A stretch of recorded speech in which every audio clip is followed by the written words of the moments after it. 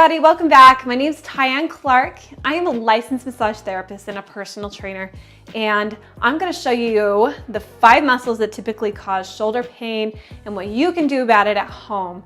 But if this is your first time to my channel, make sure that you subscribe below. And if you're having shoulder problems, just go ahead and let me know in the comments. How did your shoulder pain start? And of course, I want to hear from you if you tried this and you're able to fix your own shoulder pain. Okay, starting off, I'll show you the one that caused me problems. Muscle number 1 is PEC Major. It's right here. It lays across and goes over to your shoulder, and it has fibers that run in 3 different directions. So the upper, middle, and lower. So the one that I have found causes the most problems is the upper fibers. Now, if you locate your shoulder or your collarbone and you go right below it, you're going to be right on that muscle. But all you have to do is find the tender areas. And you may not know that they're super tender until you start moving your arm. And we're going to lift that arm up like this and down. You can take it out to the side, doing the same thing. One area that I want you to make sure you hit is, see this crease right here? Okay, I want you to go in there.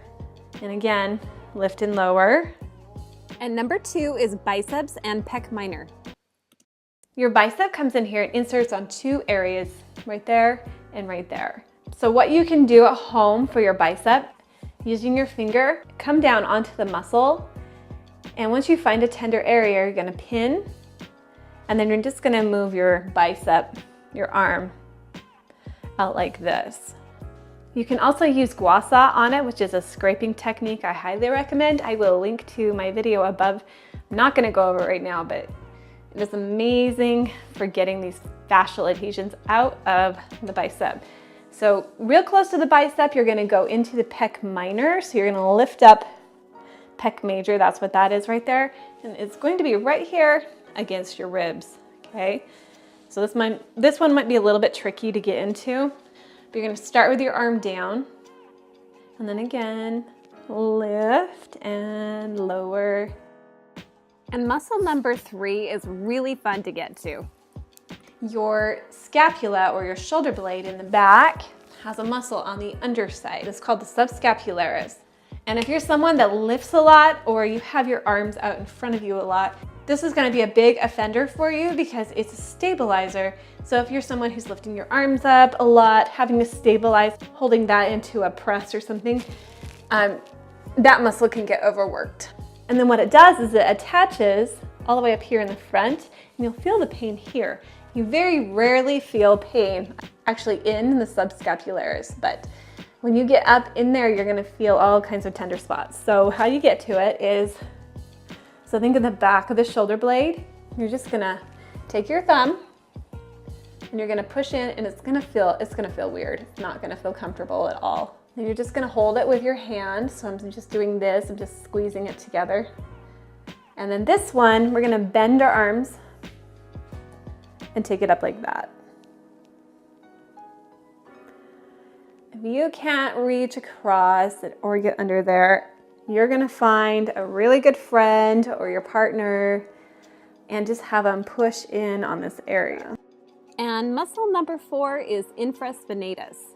I want you to find a tennis ball or a lacrosse ball. This is my choice of torture. So you have your ball and you're gonna find a wall.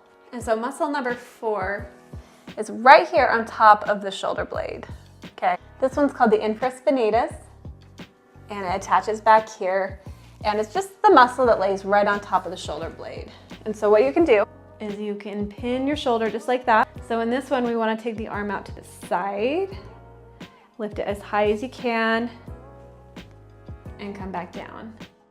And finally, muscle number 5 is supraspinatus. Now this is going to be the trickiest one to get to because it's hard to get a lot of leverage when you are doing it on yourself. So what you can do is you can kind of angle yourself.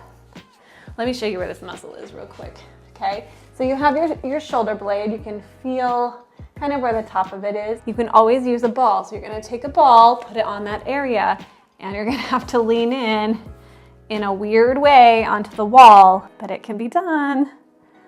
So you're just gonna move your arm back and forth. Or if you're holding onto that area, you're gonna pin down, raise the arm, come back down. Now, I'm not saying there are not other muscles that can contribute to shoulder pain. There are some that I didn't hit, like the lats. You can also focus on the tricep, and a lot of times neck muscles are involved. But if you hit the 5 that I show you, you have a really good chance of hitting one of the muscles that might be causing your shoulder problem.